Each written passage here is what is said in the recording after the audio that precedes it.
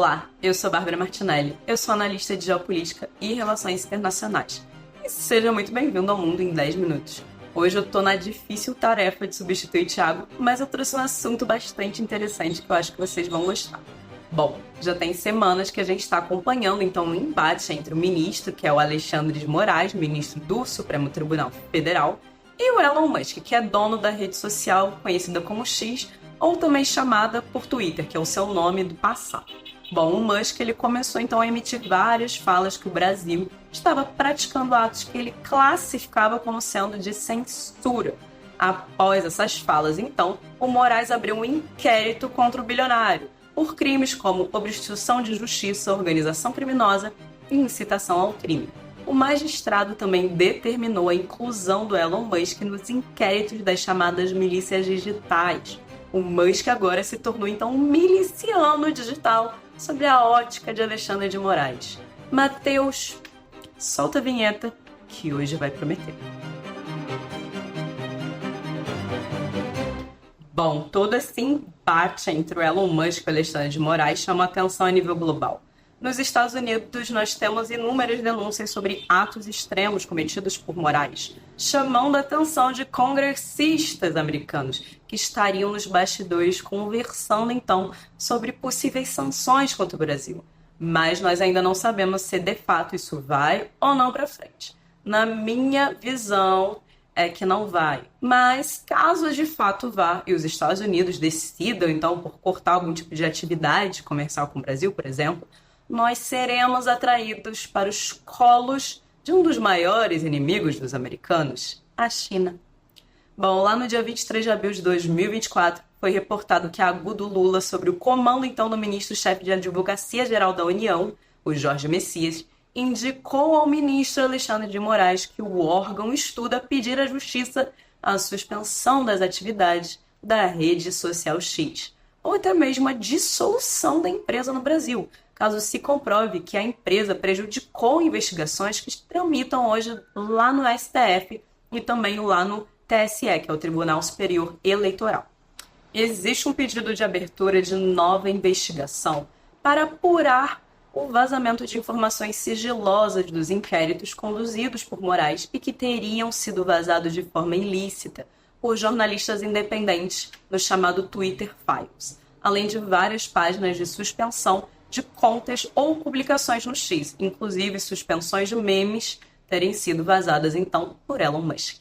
Por meio da chamada lei anticorrupção, a dissolução compulsória em que a justiça determina então a extinção da empresa no país ocorre quando fica comprovada que a empresa foi então utilizada de forma a facilitar ou promover atos ou práticas ilícitas, ou então tenha sido construída para ocultar ou dissimular interesses ilícitos ou identidades dos beneficiários dos atos praticados.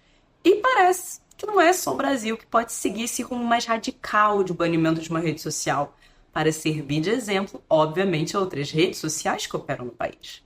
Uma lei que força o TikTok a vender a sua operação aos Estados Unidos, caso então não queira ser banido do país, foi sancionada pelo presidente Joe Biden, abrindo precedente perigoso que vai poder ser usado por outros governos contra redes sociais que estejam dando trabalho, por assim dizer. Inclusive o caso brasileiro que a gente acabou então de falar. Bom, vamos lá. Os Estados Unidos demonstram muita preocupação com o aplicativo TikTok, por causa então de supostas propagandas e vigilâncias que estariam sendo feitas pela China. Embora a gente saiba que os aplicativos americanos também fazem o mesmo. É só a gente se lembrar do famoso caso vazado, então, por Edward Snowden, que trabalhava lá na CIA, e vai nos revelar como funciona o sistema de espionagem americano. Os países, eles querem te vigiar, não importa se é no Ocidente ou no Oriente. Essa preocupação aparente dos Estados Unidos esconde uma questão mais profunda e que parece se caminhar para se tornar uma tendência global. Começamos, pouco a pouco, a criar um isolamento digital, onde aplicativos de países aliados a mim são permitidos e aplicativos de países inimigos são banidos. A era da divisão global digital parece ter se iniciado.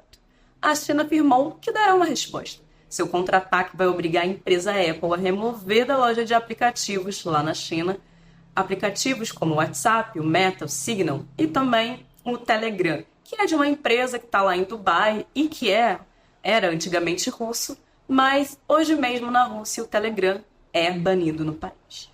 Ainda falando desses bloqueios chineses, o X é inclusive bloqueado na China. País esse que eu comentei que poderia se aproximar ainda mais do Brasil, caso então os Estados Unidos optassem por sancionar o país. Estaria o Brasil se caminhando para participar da divisão digital ao lado da China e da Rússia? Em poucos meses a gente vai ter a resposta dessa pergunta.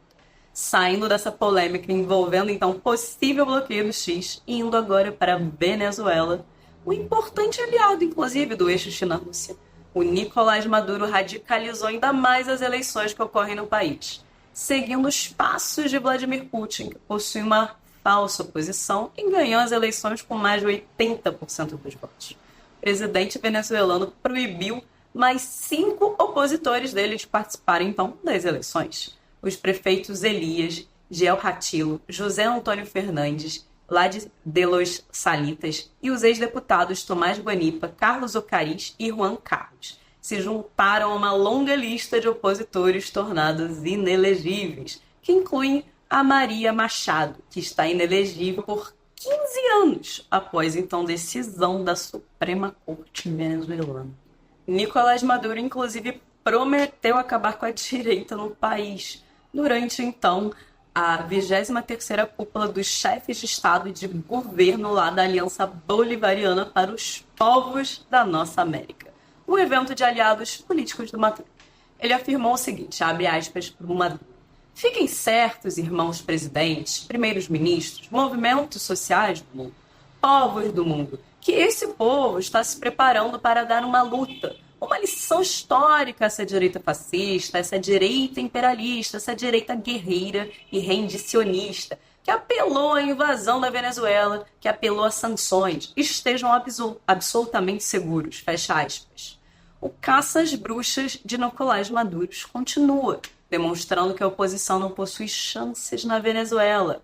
Esse é mais um recado atual do presidente venezuelano. Você não pode participar das eleições caso insistam, as consequências serão terríveis.